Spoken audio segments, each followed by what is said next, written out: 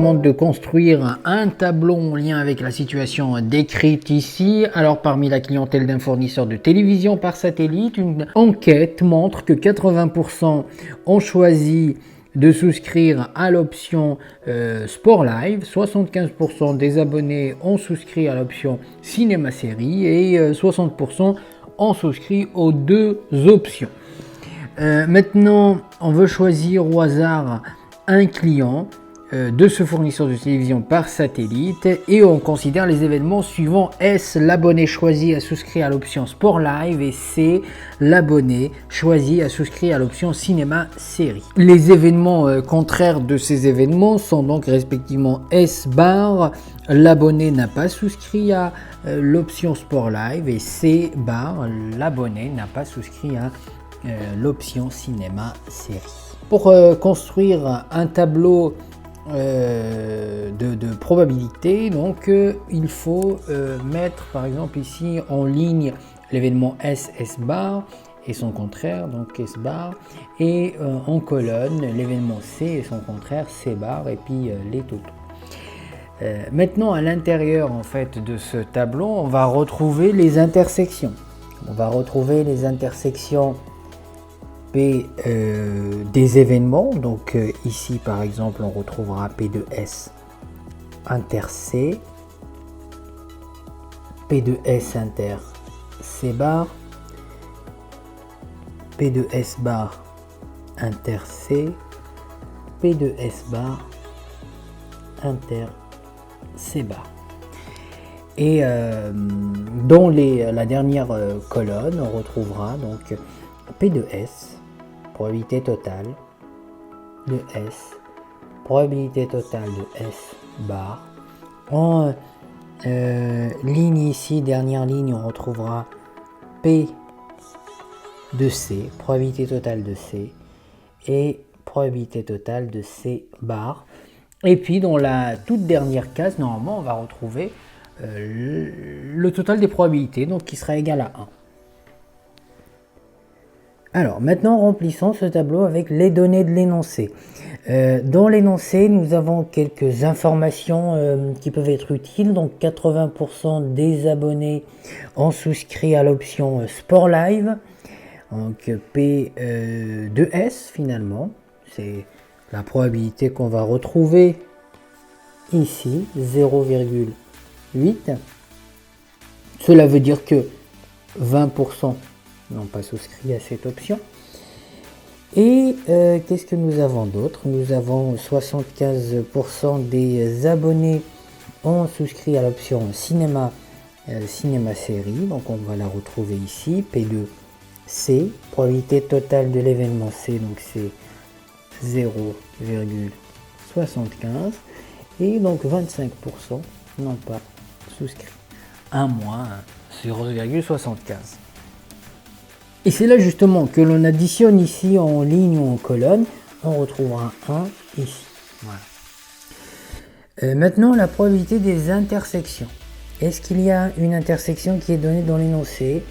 Au moins une. Donc nous avons par exemple ici 60% des abonnés ont souscrit aux deux options. C'est ici on a P2S inter C. Option sport, option cinéma.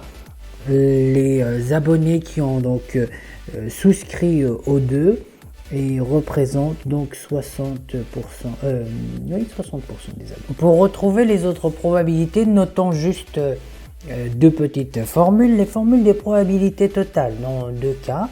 Alors si je note ici P de S, la probabilité totale de S, et bien finalement ça va être à la somme des probabilités qu'on retrouve sur la ligne de cette probabilité. Donc c'est P de S inter C plus P de S inter C bar. Voilà, ça va être la même chose si on veut la probabilité totale de S bar. Ce sera donc la somme des probabilités qu'on retrouve sur la ligne de S bar. Donc c'est S bar inter C plus probabilité de S bar inter C bar. Dans ce cas-là, on l'a fait en ligne, mais ça peut se faire aussi en colonne. Si je le fais en colonne, la probabilité totale de C, puisqu'en colonne c'est l'événement C qui est représenté, eh bien ça va être aussi la somme des probabilités qu'on retrouve sur la colonne de C.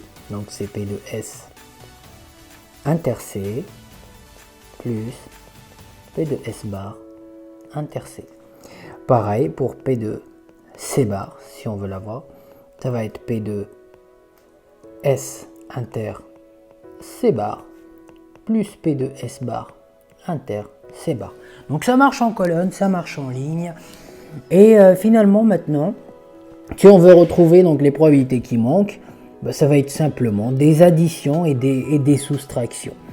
Si je veux retrouver P de S inter C bar, bah, ça va être P de S moins P de S inter C bar. Je peux le noter comme ça d'ailleurs. Dans la colonne, hein. Ça va être égal à 0,8 moins 0,6 et c'est donc égal à 0,2. Voilà comment on trouve la valeur à inscrire ici. P de S bar inter C, eh bien là ça va être la colonne qu'on va considérer puisqu'il y a plus de données, dans la colonne. Donc ça va être P de C moins P de S inter C. Et c'est égal à 0,75 moins 0,6 et c'est égal à 0,15. Maintenant pour la dernière case à compléter, donc P de S bar inter C bar, ici on a beaucoup de données, donc on peut considérer la ligne ou la colonne.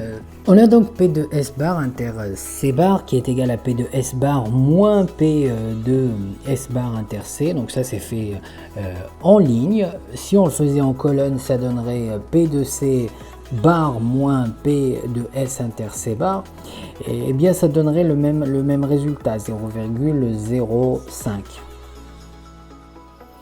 Voilà, le tableau est complété. Alors il y a plusieurs façons de faire, en tout cas, pour construire un tableau comme celui-ci.